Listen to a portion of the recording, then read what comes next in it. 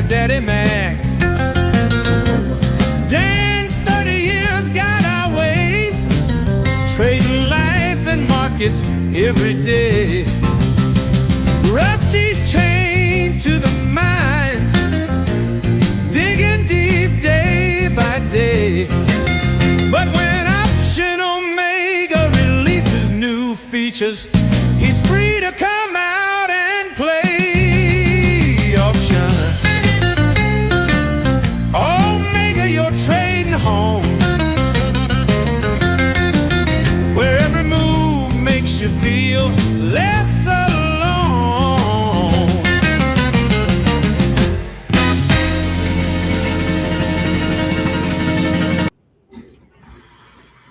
Good morning, everybody.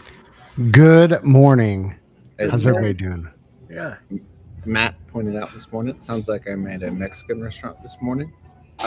And maybe I am. So listen, we don't like to do sponsorships usually, but I will say shout out Mahalo Coffee. Very good. Very good coffee. And a lighter coffee.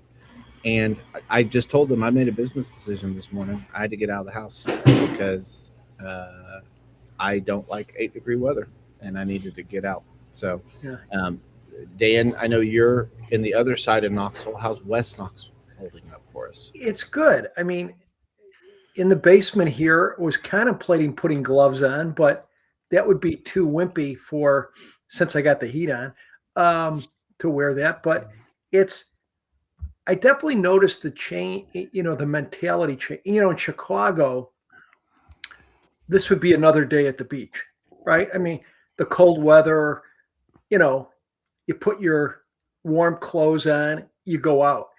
Here, it still seems kind of panicky, right?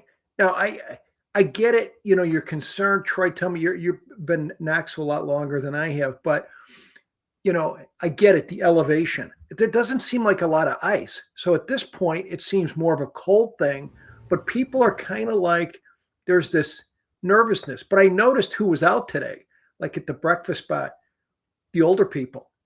They didn't, I think, and it was more like Troy said, I got to get out. I'm here. One guy came into the coffee place. Honestly, he came in with like a short sleeve shirt. He was like, 26-year-old construction worker guy. And he said, come on, let's go.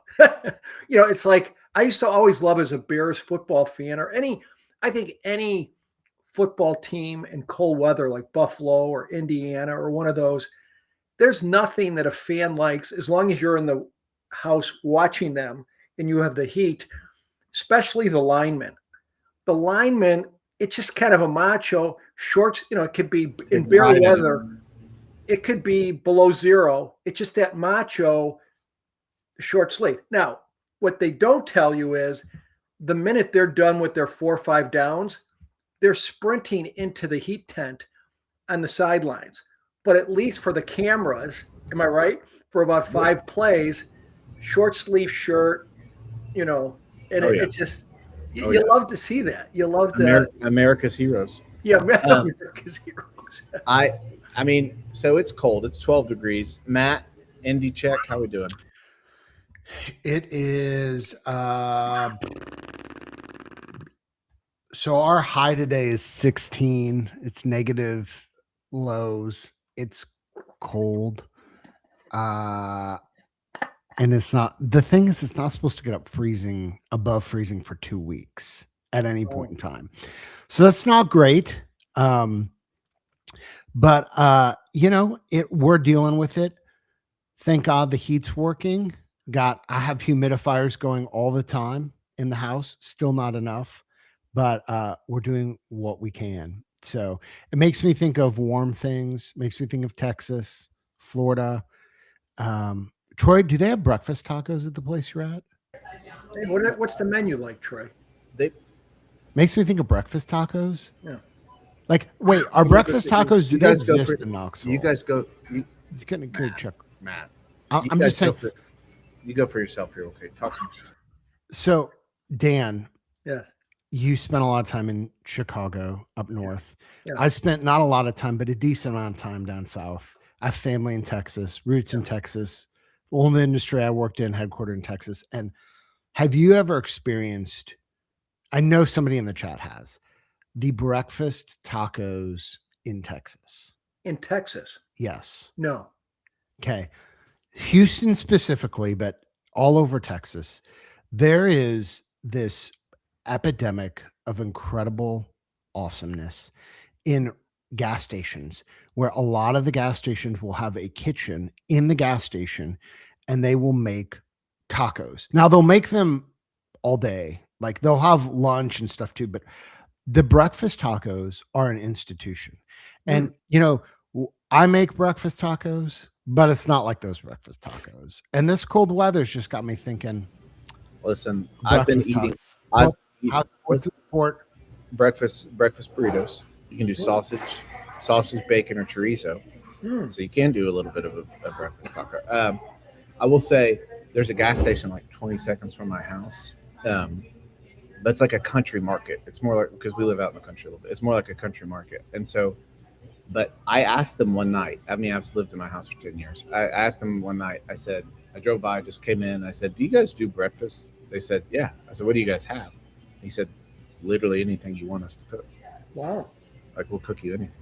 Well, So Incredible. I haven't taken it up yet, but Dan, I had the idea of you coming out this way one morning and see what we can do over there. I would like. So it's how far from your house?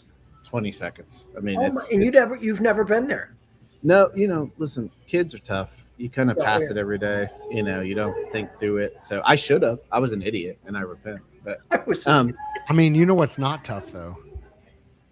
Market's up again, 13 up 13 again.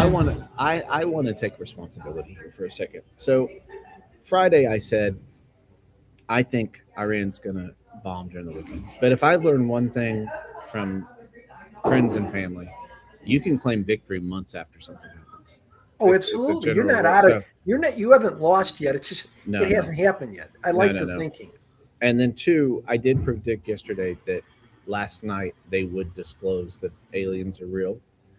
The more I thought about that, I don't feel bad about that one. They're not going to disclose the truth. You think these people are going to disclose the truth? There you go. So, there you go. You can claim that as a W. I like. Yeah, Chat, that's what does Troy get a? Does Troy get a W on the prediction about aliens? I think you got to give it to him. We just so you know, you guys know, we've talked about this. We've been upfront about this. Option Omega is growing, and we had an interview for an employee yesterday afternoon, and they said, "I've been studying, and I did hear that you guys predicted that Iran was going to be bombed this weekend." Oh my gosh, it's true. It's true. I said, hey. I said we have a show every day. Imagine the predictions you missed. That's just only one of the predictions. Yeah. So now listen, I mean, the thing is, I will say this. I bought a lot of put. I put my money where my mouth is. I've got basically put spreads every day this week expiring up until Monday. Ready. I'm ready. Yeah. But I will say this. I also have some call spreads to the upside because I do kind of expect them to be. I do expect him basically to make a deal to be like, hey, we got oil and they're not going to build nukes. And then the market right now, the market's like, we do have like a lot of military stuff happening. So I think that would just be more fuel for a rally past 7,000. Yeah. Troy, would this be fair to say that you're kind of a weird kind of a strangle, but you have on the downside, you have 0-day stuff. On the upside, what's your duration? What I'll do is towards the end of the day, I mean, I'll tell you my strat. I use ES because it's overnight action. Sure. And rather than try to like say, I'm going to do the weekend thing. So I'm going to go ahead and buy Monday out. I will just spread it out and buy more short-term being like 1 day, 2 day. And then 7-day, I'll try to like buy less and less. Super long-term, basically. Yeah. I'm a long-term trader. So 7-day on the upside, 1 to 2 on the downside. Yeah, and listen, people might be thinking like Troy's an idiot. Well, A, you're correct, but B, like the Iran thing. I mean, I didn't say this. I put a model in the Option Omega community. Great community, by the way. Shout out to Discord. Sure. Friday, showing kind of like what I was thinking, The truth of it is I did ES futures, and the truth of it is I locked in profit Friday afternoon because we had some weird vol bump, and I basically I closed half basically for like basically what I'm saying is I'm not just sitting here letting these things expire. Yeah. I'm managing these things. And someone says, how do you manage? Like, I don't know. It's just trading. I'm just trading, you know? But would it be fair to say what people, it's just like one of the big strategies, it's late enough in the morning to say in the pits, isn't it? Okay. All Yeah. right. And Tom, like for those who don't know, Dan traded in the pits. So in Chicago. So, And just to get it one more time, we're going to meet one time in Chicago. Next time we're in Chicago, we'd love to have Tom come in and we will go into the pits together. We'll go to the cigar shop, Troy's famous cigar shop. We'll go see all the empty office space all around because there's no more traders there. It's all electronic. I call Tom in Gatlinburg. I want Tom in Gatlinburg first. All right, you got to I want Tom and I riding a chairlift. I want you and Tom to ride a chairlift in Gatlinburg, and Done. I want you guys to share a candy apple. Done. We will do it. But what I want to say, in the trading pit, market makers were very familiar. Again, you think about what is a market maker. The most simplest form is when you're in the pit. Market maker is buying on the bid, selling on the ask. So you're providing markets, right? Why else would you go down there? Because you can do that, buying the bid, sell on the ask. You're seeing essentially the order flow. There's supposed to be a bit of an edge there, right? And what destroyed the market maker game and opened the door for Ken Griffin, Fidelity, a lot of these big people, is they said, here's how we'll do it. You guys are used to having some room between the bid and the ask, right? We don't care. We'll make the market a penny wide and hedge it against gym shoes and whatever, and so they have a little bit different business model, but most, but as Troy and I were in the pit, I think this is the fourth time I've said it. When we were in the pit, what we noticed is, because SPX is a big institutional product, there's less people in the pit, but the people in the pit represent at times more money than most countries, right? I think there was four is that right, Troy? 4 Fidelity guys in the SPX pit, but they're institutional. Whereas years ago when SPX started, it was filled with individuals with small accounts, but now it's a different game. But what I was going to say is, because of the order flow, because the market goes up most of the time and there's more sellers of calls as we go up, market makers would end up with a long gamma position, similar to what Troy's talking about graph-wise, similar to a Rick, similar to a ratio back spread, buy 2, sell 1. They'd be long gamma. And again, what do you need for success in long gamma? You need a couple things. Well, mainly you need one thing. You need movement, right? You need big candle days, right? It's not, and in the pit, it wasn't like market makers would have this type of strangle graph and they would just let it go. They were trading it actively because it allows you, think about it. You have a position that gets you long deltas on the way up and short deltas on the way down. So you can play. That's kind of a fun game. It's like a Pac-Man game. It goes up, sold. Goes down, buy. You say, do you know anything? I don't know anything. Right? Anything. It's just that you're getting long deltas. And if you don't sell out some of the long deltas, and that's really the game. And that's where, I've talked with how Matt in the Ricks does it well, because you can test it. Sometimes, you remember, it's like you remember the home run hitters in baseball and they bat 174, but they're legendary because when they do hit it, they hit it 3 blocks outside of the stadium.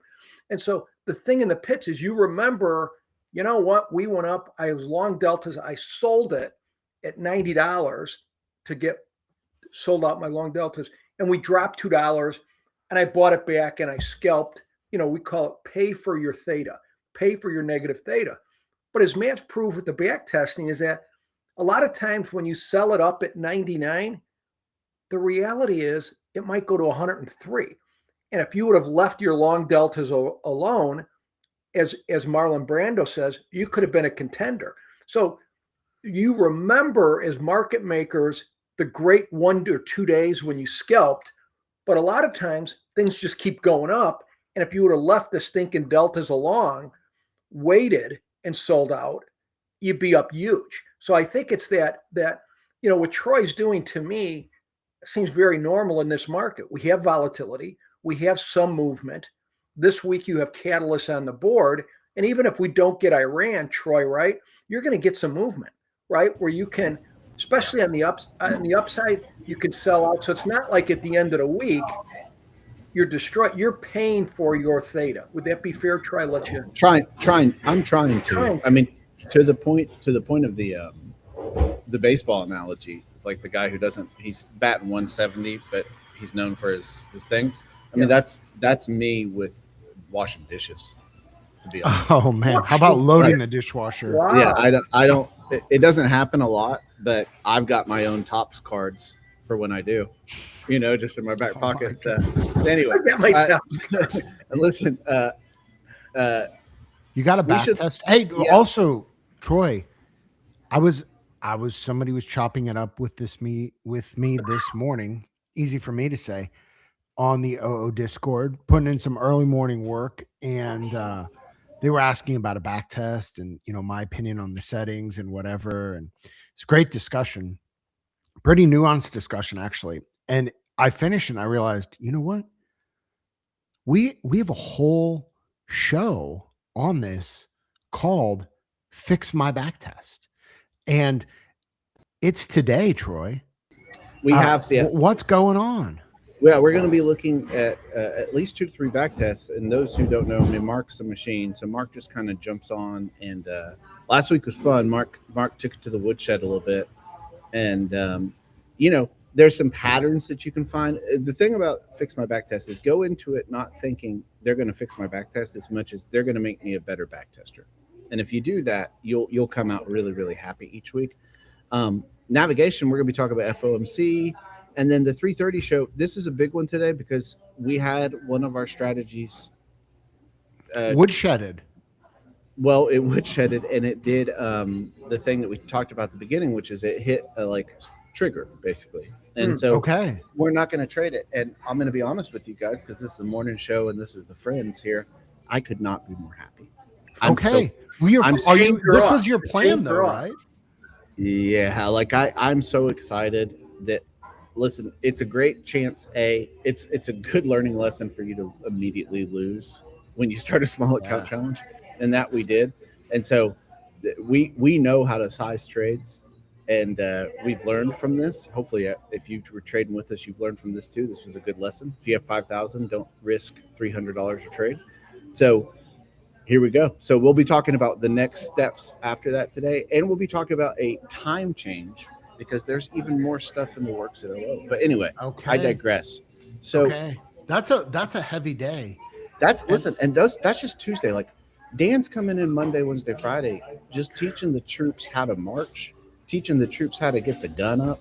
Tomorrow we'll focus on. Tomorrow might be just because what is a practical day? You have Thursday and Friday are the big earnings days. They start Wednesday night. So we'll focus on, if there's such a thing, earnings for beginners, what you should know. And I'll be honest with you. If you're intermediate or advanced, I think a lot of intermediate advanced get the whole philosophy wrong when it comes to earnings. They look at it as, when it's kind of a big volatility play. But when people look at earnings, they look at it like, oh, I'll just sell this or buy this, when, it's a different game. It's all based on expectations of where, you have to start with the premise. Where do you think, what's the expected move? Do you think it's going to be less than the expected move? All your typical range bound trade. You think it's going to be more, little more directional. So it's a philosophy change, but any way you look at it, when you're looking at earnings, it's spec. But anyways, back test time, I believe. Back test time. So Matt, I'm gonna let you. I'm gonna push it here, but I am in a very loud restaurant. Shout out Mahalo Coffee. It's a great spot. Drive. Community. You drive. Okay, we're gonna try this. We're gonna try this camera angle. Do you guys like that camera angle better? That's Ch- my tell personal us, favorite. Sure. tell us, chat. Side faces, bottom faces. We'll do whatever the chat wants. Look at Troy. This is listen. This is an old friend. We've had this on the show before. Oh, Troy's updated it, and yeah, If it's Troy- easier for you just to share like your own, yeah, I virtual, can that might be probably easier that. to do it. Yeah, let me get my world right here and close all my trading related windows. But For those here's who what we're don't gonna know, do. Option Omega, you can share back tests. You can share back tests, and I'm gonna try to share this link for you guys right here.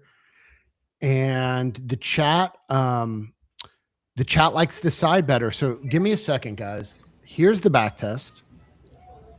So everybody's got it if they want to play around with it. Now, you'll notice the back test that I just linked is going until September 3rd. And what made me think of this was actually this idea that Rick's had been getting crushed, is what I've been told. And so the first thing we'll do, I think this is me up here. So the first thing I'll do is I'm just going to here's a little trick. Here's a little trick to check recent history.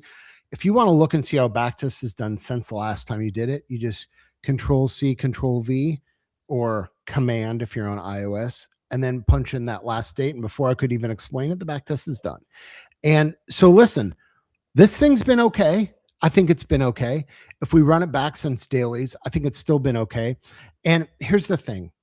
This is a debit back test. This is a reverse iron condor.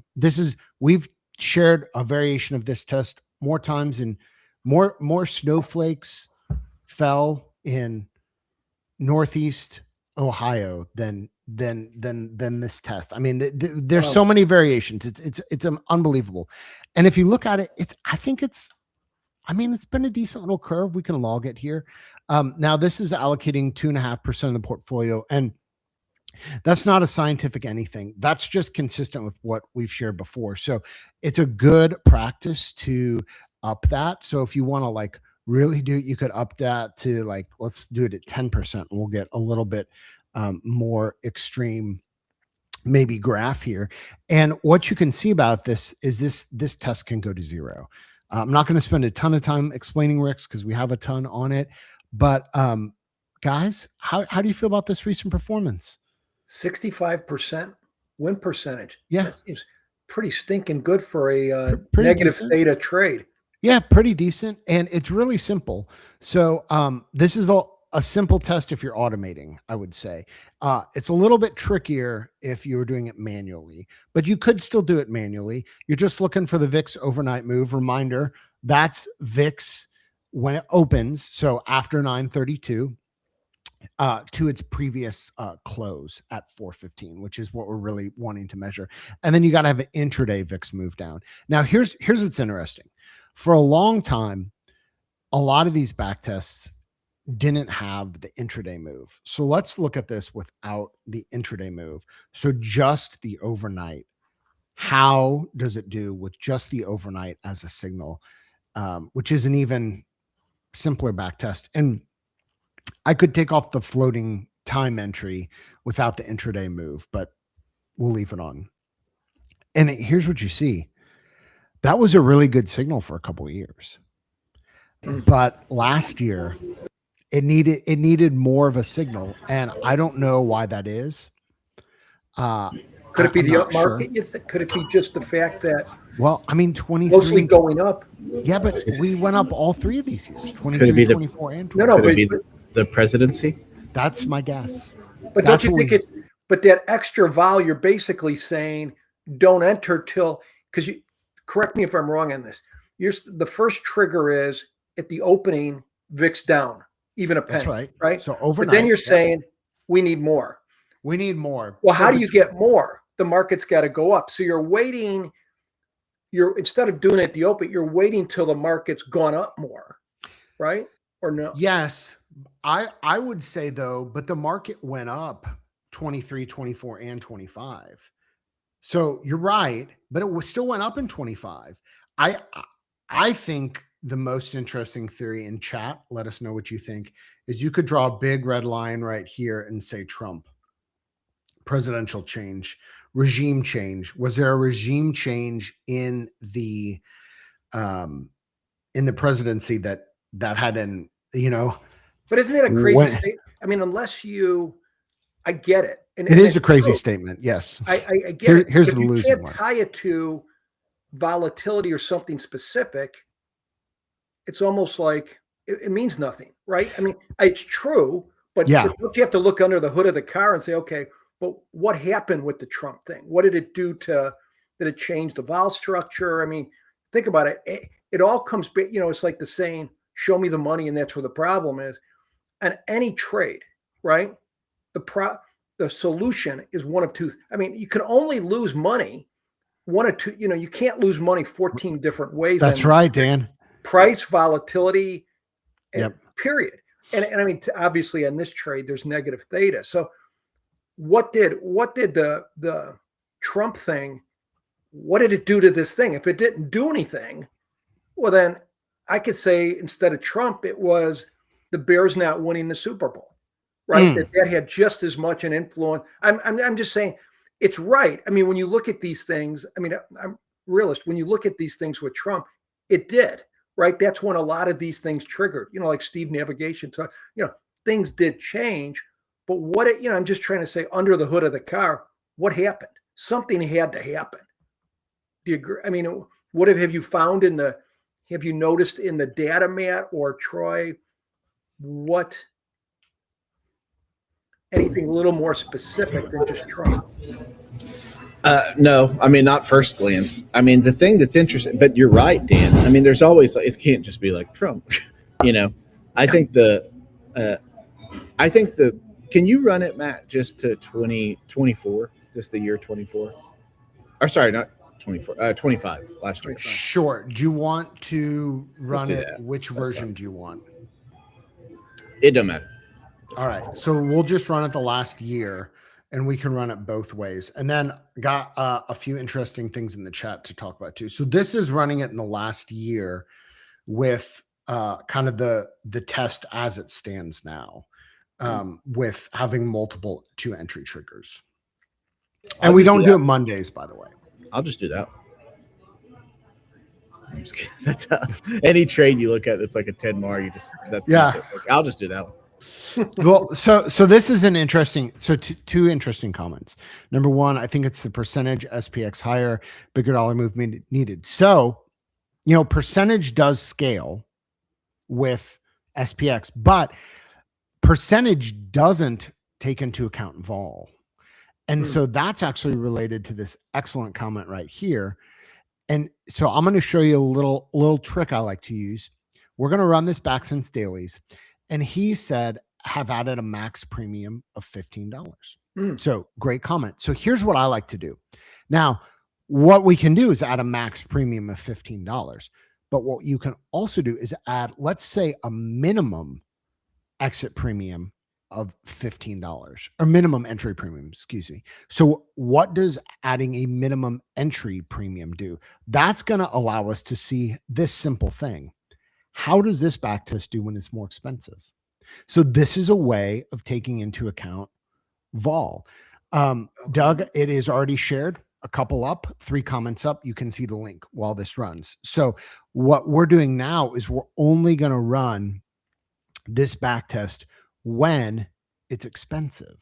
So in addition to the VIX issue on overnight and the VIX intraday, we're also going to look at the min premium and make sure that, it's an additional filter to consider when we're running this. But you're keeping both with this minimum thing. Are you keeping both vol things?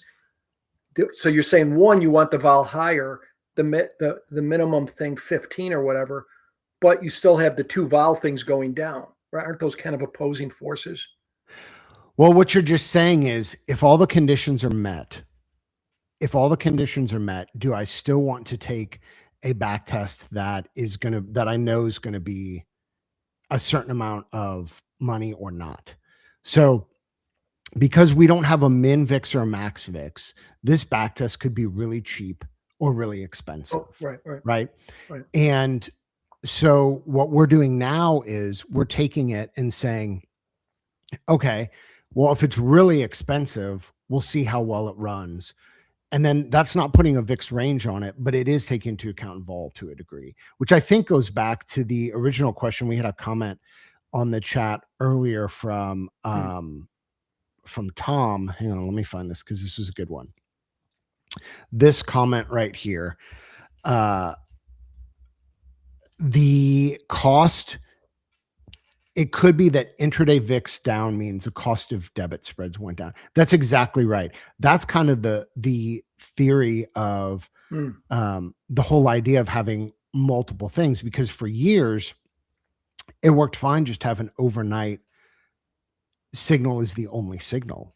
And then with, whatever the reason, in 2024, at the end of 2024, that stopped being the only signal that that still kind of worked. So what's interesting is today could be a day too that this back test goes on, because we're up 14 points. VIX is down. Let's see. VIX closed. Where did we close Monday? Yeah. So we're down about 40 cents in the VIX.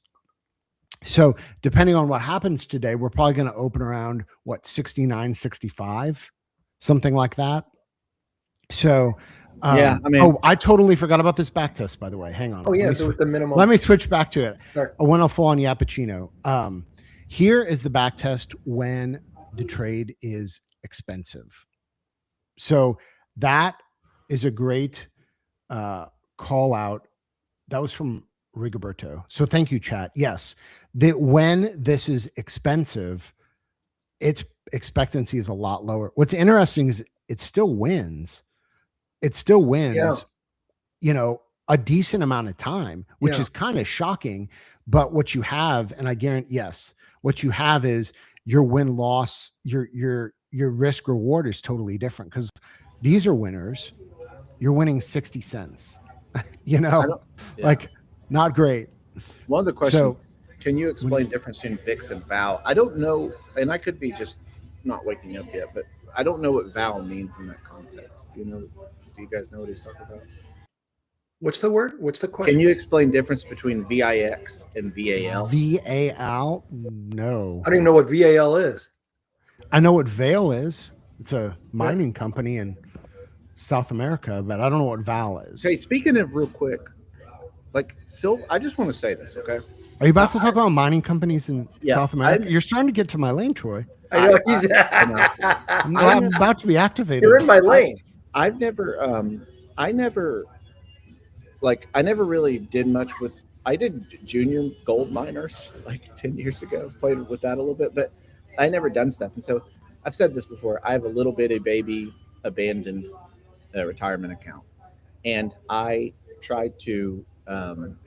So I put silver miners in there, and I sold calls to get it. So I bought some shares, and then I sold calls out of the money at different lengths. Okay. So I sold one that had expired in 30 days. I did this 30 days ago. That was like, it was reachable. It was maybe like a 5 delta because IV was juiced in there. Wow. It hit it. So took my shares. Shares. Goodbye. I had a call expiring that was maybe a 20 delta, 10 delta maybe, that was like 3 years out. Okay, so 2028.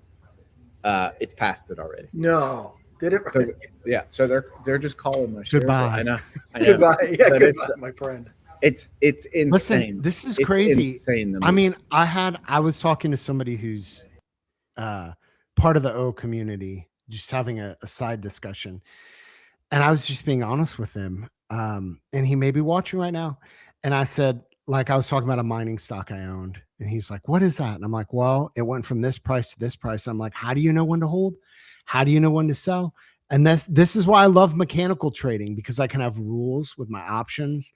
I know it's a lot tougher to have these heuristics when you start to get in some of these equities, and the expected move and what the delta is pricing in is the expected move, it's just not even close. It's like, I think you should be happy with that, Troy, is getting those shares called away, right? Like that was a low delta covered call. Like, but you probably didn't collect that much from the call. Like it's an impossible game. How do you know? How do you know? I don't. That's why you just sell calls and just let it take it away from Covered calls? Covered Covered calls. calls. Well, that's a very disciplined, and that is like a good plan. I mean, for those type of stocks, that's saying, because if you get called out, you made a boatload yield wise on that trade. in like 30 days. See, that's the amazing thing. I mean, listen, this content, as you guys know, we just spent like a half hour on a Rick mechanical, talked about a couple different things. This is a wild time to trade. Guys, I did something yesterday. I'm going to just finish this. I did something yesterday that I have not done in at least 3 to 4 years. I bought some GameStop calls. Haven't done it in years. With Richard Berry or whatever his name is. Michael Berry, he wrote a book on GameStop, a book dismantling the short squeeze thesis, but saying I'm long. It's pretty interesting. And GameStop was up like 6-7%. The calls doubled. I paper handed them, which means sold them right away. I felt like it was 2019. I was like, Matt, what are you doing? I do not know if I have the mental capacity to ride this pony again. Not that I think GameStop's ever going to do what it did again. It's a whole long discussion, but it's crazy. My point is, you're selling 5 delta covered calls on some, what was it, an ETF, Troy? SILJ. Okay. So we're not talking like junior Australian perspective miners, which is what I have a lot of friends doing right now. Like all this, like, this is a crazy time. Man, can I ask you a metal question real quick? I'm not an expert, but you can ask. You're the expert here. You hear this, people, you're seeing, or I read it somewhere. Is this true? Or maybe expand on it. People are rotating out of Bitcoin into the metals. Oh, I listen. What's your thoughts I have no on idea. We need a Bitcoin expert for that. I think there's a group of people that FOMO into whatever's hot, and metals are insane right now. That could be. But they have been, again, my infamous platinum rant that some people have messaged me about last year was like in April or something. And platinum was at like 800 or 900, and platinum right now is at 2,600. It's at 2,600.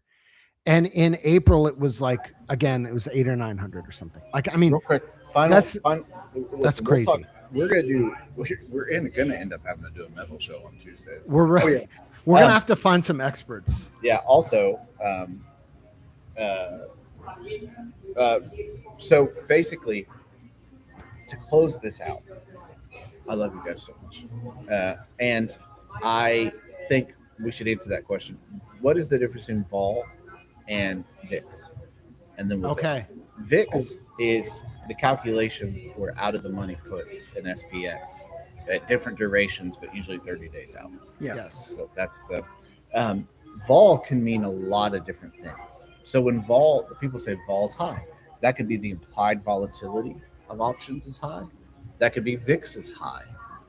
That could be the VIX 9-day is high versus the VIX 30-day, because VIX 9-day measures the 9-day out of the money. So it's kind of a euphemism, which I don't think is the right word for that.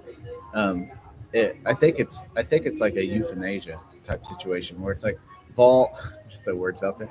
Vol. I think vol can mean a lot of different things, but the general thing is when vol is when option prices are spiked, when they're juicy. Yeah. But when you say, Troy, that most people, if you say vol, they're thinking VIX. But to me, when I think of vol, if you really want to get specific, you need to look at implied volatility. I think that's a little more confused concept for people. But I mean, like I tell people, they'll say, well, my double calendar should have done this because vol did this. And I'll always say, what does vol have to do with your 4 options on your DC?